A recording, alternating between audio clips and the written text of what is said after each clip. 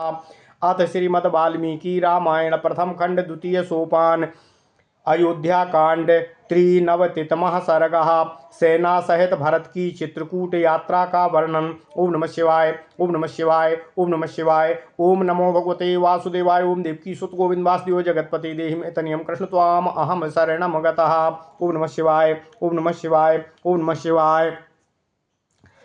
तथा महात्यायिन्या ध्वजिन्या वनवासिनः अर्दितायूथ पामत्ताः सयूथाः संप्रदुद्ब्रूः।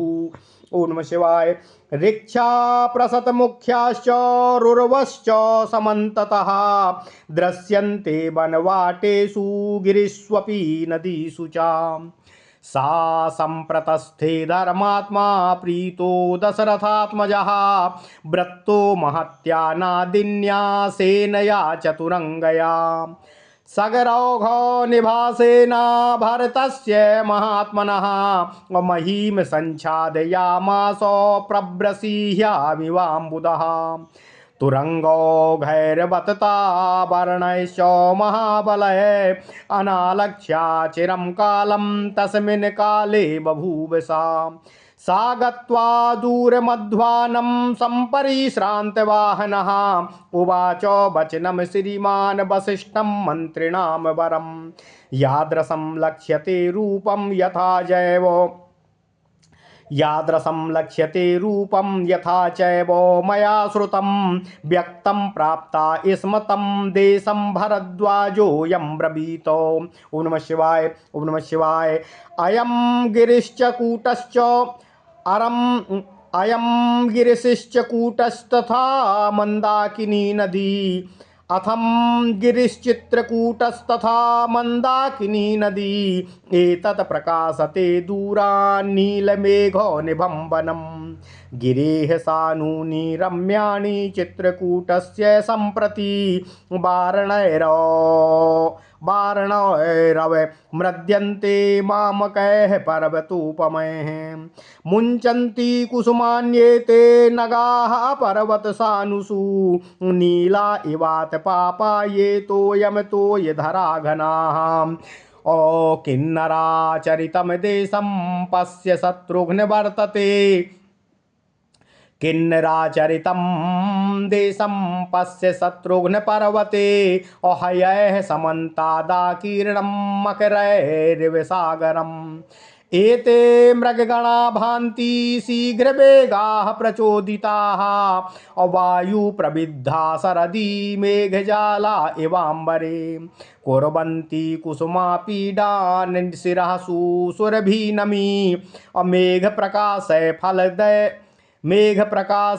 फलकैर्दाक्षिणत्वा नरा यथा निष्कूजमिव भूत्वेदं वनं घोरो प्रदर्शनम् अयोध्येव जनाकीर्णा सम्प्रति प्रतिभाति मे। खुरैरुदीरितो रेणुर्देवं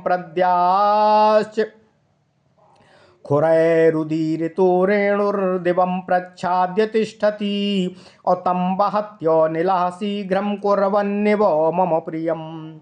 स्यन्दनास्तुरगोपेतान् सूतमुख्यैर्धिष्ठितातो एतान् सम्य तथा शीघ्रं पश्य शत्रुघ्नकानने। एतान् वित्रासितान् पश्य बर्हिणा प्रियदर्शनान् एवमापततः शैलोमधिवासं पतत्रिणः। ओम नमः शिवाय ओम नमः शिवाय। ओम नमो भगवते वासुदेवाय। ओम देवकी सुत गोविंद वासुदेव जगतपति देहिं तनियं कृष्ण त्वाम अहम शरणम गतः। अतिमात्रमयं देशो मनोज्ञः प्रतिभाति मे तापसानां निवासोऽयं व्यक्त्यं स्वर्गपथो नघः। मृगाः मृगीभिः सहिता बहवा प्रसिता वने मनोज्ञरूपा लक्ष्यन्ते कुसुमैर्विचित्रिताः। साधु सैन्यः प्रतिष्ठन्ताः विचिन्वन्तु चाकाननं यथा तौ पुरुषव्याघ्रो दृश्येते रामलक्ष्मणौ।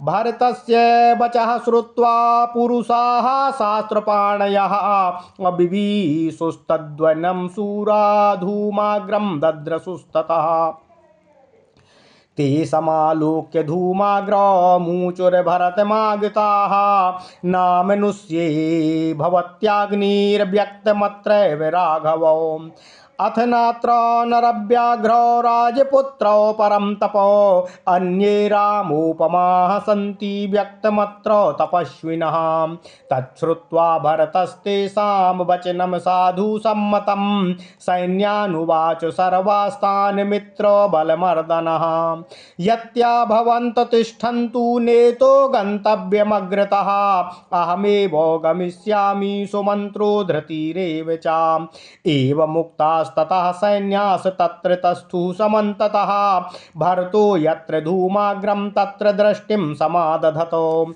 ओम नमः शिवाय ओम नमः शिवाय। व्यवस्थिताया भारतेन सा चमूर्निरीक्ष्यमाणापि च भूमिमग्रतः बभूव भ्रष्टा न चिरेण जानति प्रियास्य रामास्य समागमं तदा। ओम नमः शिवाय ओम नमः शिवाय ओम नमः शिवाय। ओम नमो भगवते वासुदेवाय। ओम देवकी सुत गोविंद वासुदेव जगतपति देहि मे तनियम कृष्ण त्वाम अहम शरणम गतः। ओम नमः शिवाय ओम नमः शिवाय ओम नमः शिवाय।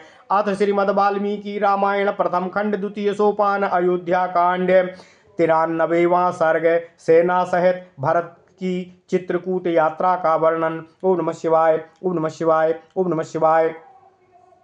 यात्रा करने वाली उस विशाल भरत की सेना से पीड़ित हो वनवासी यूथपति मतवाले हाथी आदि अपने यूथों के साथ साथ भाग चले।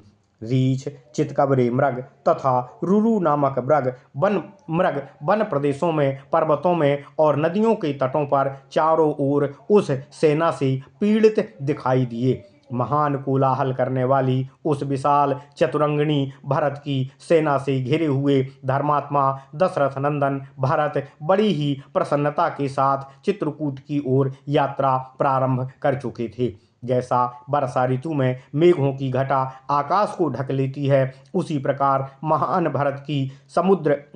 महात्मा भरत की महान सेना समुद्र जैसी उस विशाल सेना ने दूर तक के भूभाग को आच्छादित कर लिया था। घोड़ों के समूहों तथा महाबली हाथियों से भरी हुई और दूर तक फैली हुई वह भरत की सेना उस समय बहुत देर तक दृष्टि में ही नहीं आ पा रही थी।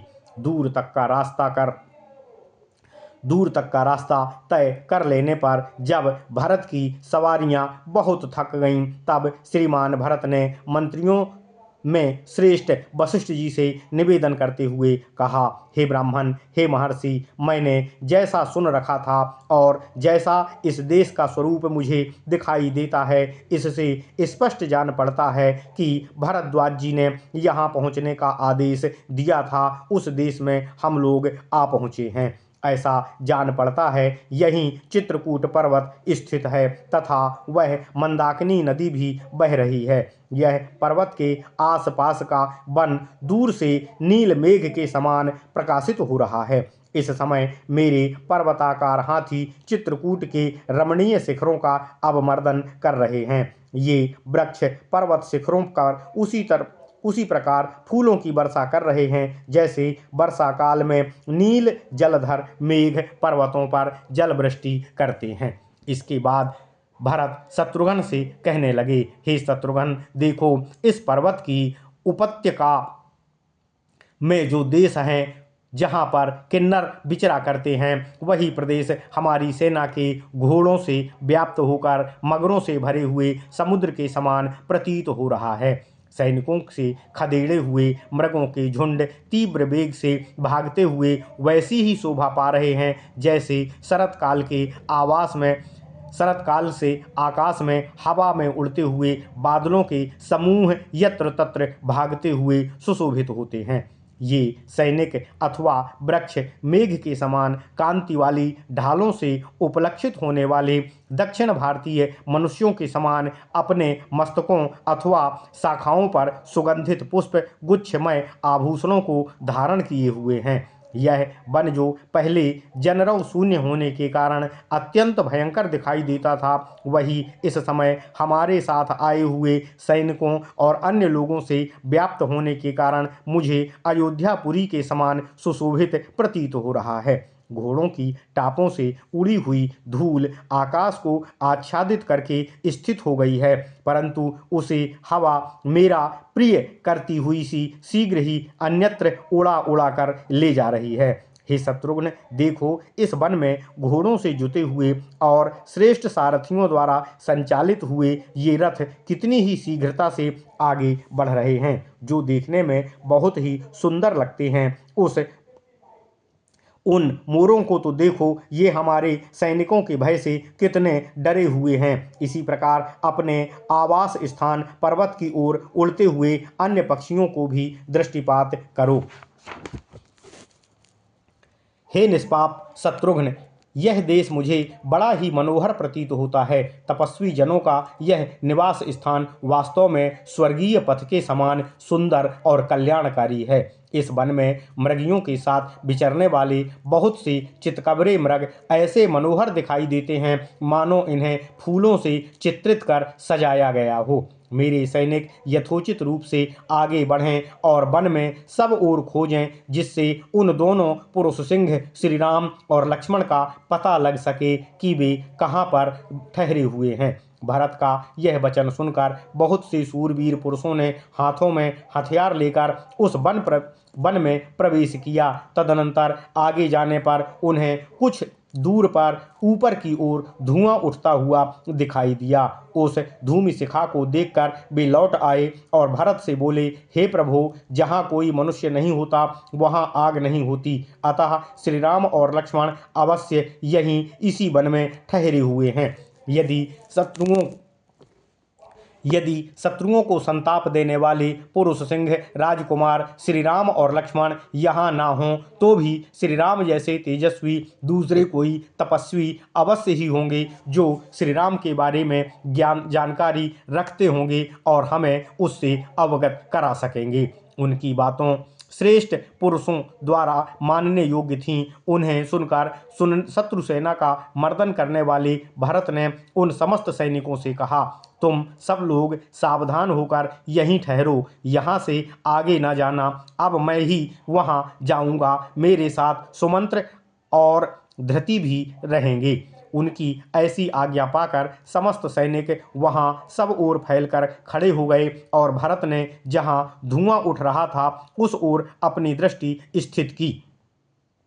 भरत के द्वारा वहां ठहराई गई वह सेना आगे की भूमि का निरीक्षण करती हुई भी वहां हर्षपूर्वक खड़ी रही, क्योंकि उस समय उसे ज्ञात हो गया था कि अब शीघ्र ही हमें श्री रामचंद्र जी से मिलने का शुभ अवसर प्राप्त होने वाला है। ओम नमः शिवाय, ओम नमः शिवाय, ओम नमः शिवाय। ओम नमो भगवते वासुदेवाय। ओम देवकी सुत गोविंद वासुदेव जगतपति देहमे तनियम कृष्ण त्वाम अहम शरणम गतः।